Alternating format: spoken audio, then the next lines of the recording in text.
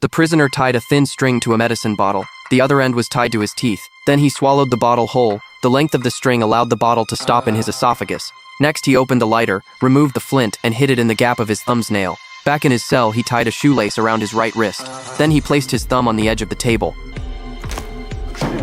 All of this was preparation for the next step. It turned out he had been imprisoned in a high-security prison. There was no chance of escape here. His crime condemned him to a lifetime of captivity. However, his bone marrow could save a child, so he had to escape to get to the hospital for surgery. This was his only chance to break out. Mark was lifted onto the operating table, and the doctors removed his handcuffs. Seizing the opportunity, Mark kept wriggling his esophagus, bringing the medicine back into his mouth. The police held his hands still, and the doctors began injecting the anesthetic. Mark quickly bit down on the medicine in his mouth, which kept him from being paralyzed by the anesthetic, but he had to pretend to be unconscious. Meanwhile, his hands were quietly moving and dislocated fingers allowed him to escape the restraints. Soon the doctors noticed Mark wasn't responding to the anesthetic.